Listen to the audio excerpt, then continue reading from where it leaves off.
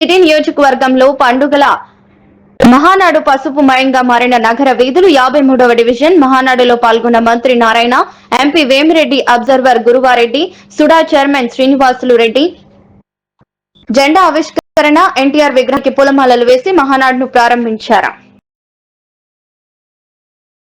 ఈరోజు మీకంతా కూడా తెలుసు, నెల్లూరులో మహానాడు జరపాల్సిన పరిస్థితి ఉంది.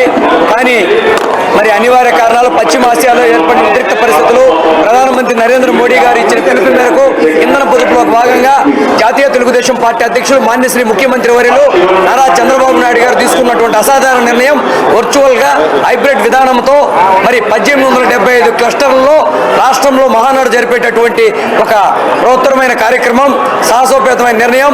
మరి నెల్లూరు పట్టణంలో 14 క్లస్టర్లలో ఈ కార్యక్రమం పెద్ద ఎత్తున నిర్వహిస్తున్నాం.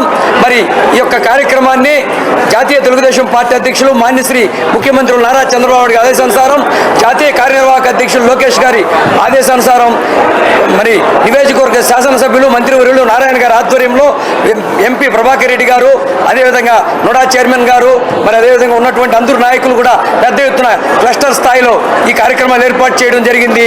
మరి ఈ రోజు తెలుసు, ప్రభుత్వం ఉన్నా ప్రభుత్వం లేకపోయినా 44 సంవత్సరాల చరిత్రలో స్వర్గీయ నందమూరి తారక రామారావు గారు ఏర్పాటు చేసినటువంటి తెలుగుదేశం పార్టీ నిరంతరం ప్రజల కోసం పోటీ స్టార్ట్ అవబోతుంది.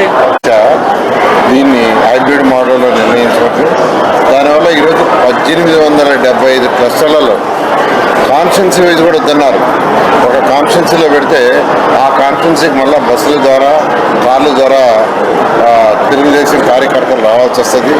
దానివల్ల ఇంధన పొదుపు ఏదైతే అనుకున్నామో అది జరగదు.